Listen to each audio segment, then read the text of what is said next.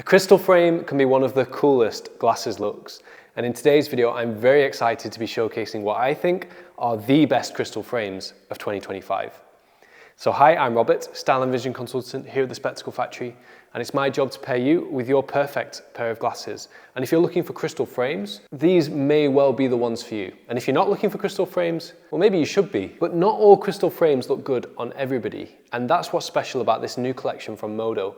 Released this year, these frames are extremely wearable and extremely stylish at the same time. So I'm going to be taking you through the 6 best designs from this collection, helping you understand which one might be right for you, and finally giving Modo their SF score. And let's start with this pair, because recently I've been talking a lot about geometric shapes. These are frames which are neither square nor round, and this is a great example. This is the model 8000, and it's probably the one that is going to be the pick for most people. Geometric frames tend to suit almost anybody. And this frame does have subtly beautiful geometry. The way that it contours around the corners, and especially around the bridge, it makes this shape actually quite unique, but very easy to pull off. And that leads me on to the next point, which is that white crystal frames like this can be a little tricky to wear. But because Modo used such a thin cut of acetate, it's actually really easy to pull off this style. Now, added into the mix is this gold temple inlay, which gives the frames a more refined, more expensive, more luxurious look. And I really appreciate that on these frames. I think crystal with gold, it is one of the best combos. And the 8000 in this colorway, it's just cool. Now, obviously, a more classic take on this colorway is a round frame. And in history, it's one of the most kind of definitive eyewear styles. But Modo have made a slightly unusual take on that classic round shape with the 8020. Now, if you compare these frames side by side, the first thing you'll notice is that the color of crystal is not exactly the same. There's a very subtle gray tint on the 8020. And that shows the kind of thought that's gone into these frames, which I was struck by as soon as I saw them. And I think because this has a slightly darker shade of crystal, it goes well with the gunmetal temple inlay. Now, there's nothing too fancy on that temple inlay on any of these models. That's represented by the fact that this collection is very affordable and amazing value. I'd go as far as to say these are a contender for the best value glasses in the world right now. These frames are going to retail roughly $300 to $400, somewhere in that ballpark. I think that's excellent for what you get. For a really nicely polished and finished acetate frame that's quite unique, extremely stylish, has traditional riveted hinges, and in all cases there are 5-barrel hinge as well.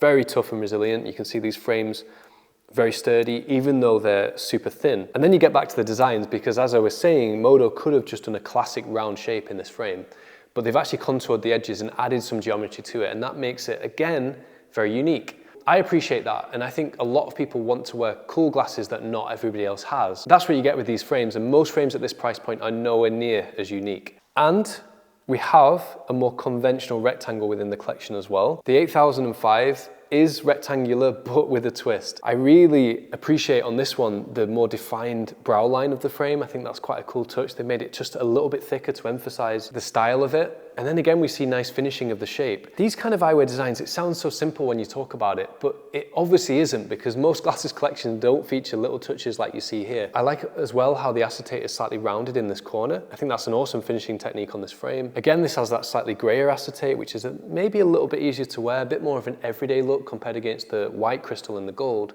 and then the gunmetal temple inlay, which makes them also a bit more professional rather than casual. But going back to the gold and crystal, with the 8011, this is a slightly larger frame. And a great thing about this collection from Modo is that there is pretty much something for everyone. If you have a slightly larger head, this frame should work very well. It's rounded, it's kind of like a rounded square, which is again a shape that suits most people, but they're still maintaining that unique aesthetic, this time with the finishing around the keyhole bridge. And because this is crystal and transparent, that almost gives a kind of like ice sculpture effect. It's really beautiful as it catches the light. I hope you can see that on camera. So this frame will either be oversized on an average sized head like mine, or it will just fit like these frames do on a larger head. So I'm really glad they accommodated for that in this collection. Now, a point that I must raise at this stage is that if you are buying a crystal frame, it's really essential that you pair the frame with the right lens tint.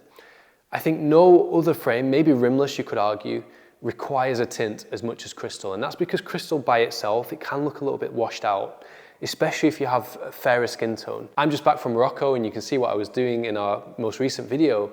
So I have a little bit more of a tan, and therefore these crystal frames maybe work better than they would. But a tint is always going to help the frames blend in a bit more with your complexion, and it adds an extra layer of personalization to the glasses. And I think that is a really important note for you to bear in mind if you're buying crystal glasses. Always, always, always add a tint. And speaking of a tint, the cool thing with transparent crystal like this is you can actually tint that material.